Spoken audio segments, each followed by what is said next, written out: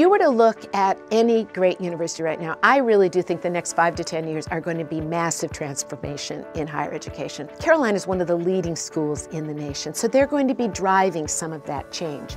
Some of the big differences are really going to be around who is actually part of that campus.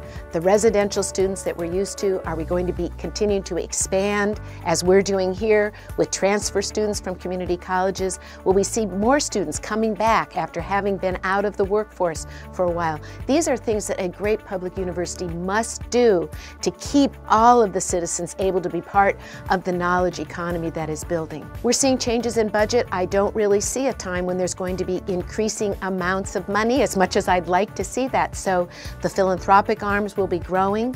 We're going to need to see more public-private partnerships. We set up this partnership with GSK to solve and cure AIDS. That has been an example of how a business and a scientific enterprise can come together and do something that's both in the public good, but also can create an engine of new jobs and businesses. Similar would be the entire cancer fund. That is another example of a public-private partnerships where they are coming together and creating new lines of attacking cancer using the resources of the university together with state resources and resources of companies. So we'll see lots of that, and Carolina should be a leader in that. I think we're also going to see changes in the way we teach. The more we know about the brain, the more that we know about how people learn.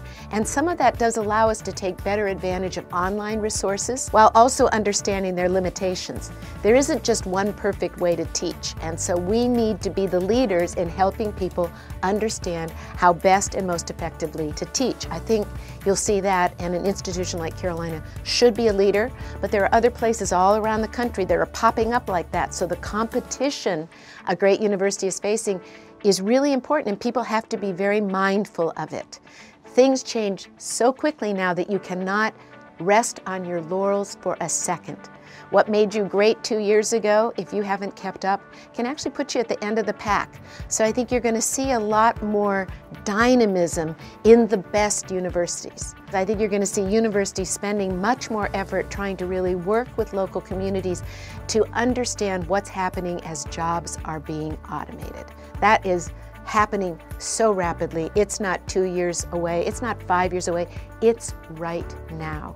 And this is something that universities need to embrace. They need to work with their local economies in such a way that they are out helping them develop the trained workforce to be able to be part of this burst of new energy and new jobs that we believe will be created by the people that are at our universities right now. So it's an exciting time, but if anyone sits around waiting for it to come to them, they're going to miss out. Another area people have to be really aware of is the global world. And we all talk about that, but even in North Carolina, more than half the companies are global companies.